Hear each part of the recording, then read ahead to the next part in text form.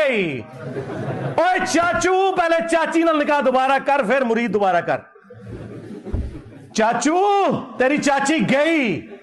हाँ हाँ, कलमा कुफर बोलने से निकाह टूट जाता। ये तो ठीक है कि कलमा कुफ्र कहने से निकाह टूट जाता है, लेकिन मिर्ज़ा साहब आप ये बता दीजिए कि आपके नज़दीक कलमा कुफ्र क्या है?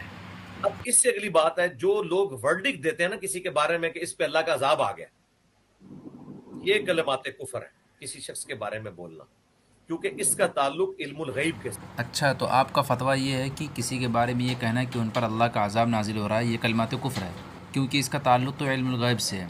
तो आइए देखते हैं कि मिर्ज़ा साहब इसके बारे में क्या कहते हैं। वाकई ये अजाब इलाही मुसलमानों के ऊपर नाजिल हुआ, मंगोलों की शक्ल। तो मैं मंगोल हूं, हमारे अबाओ अजदाद जब काफिर थे उस वक्त तुम्हारे जाली बाबे अल्लाह ने उनके जरिए पिटवाए, वो अल्लाह का अजाब नाजिल हुआ था तुम्हारे सूफियों के ऊपर। चाची के पास जाऊंगा। चिश्ती चाचू तेरी चाची गई। चिश्ती चाचू तेरी चाची गई, क्योंकि निकाह भी टूट जाता है कलमात कुफर से। फिर तो मिर्ज़ा साहब दायरे इस्लाम से खारिज हो गए, क्योंकि मिर्ज़ा साहब का नज़रिया ये है कि अगर किसी के बारे में ये कह दिया जाए कि उन पर अल्लाह का अजाब नाजिल हो रहा है तो ये कलमात कुफ्र है, और कलमात कुफ्र कहने से इंसान दायरे इस्लाम से खारिज हो जाता है और उसका निकाह भी टूट जाता है।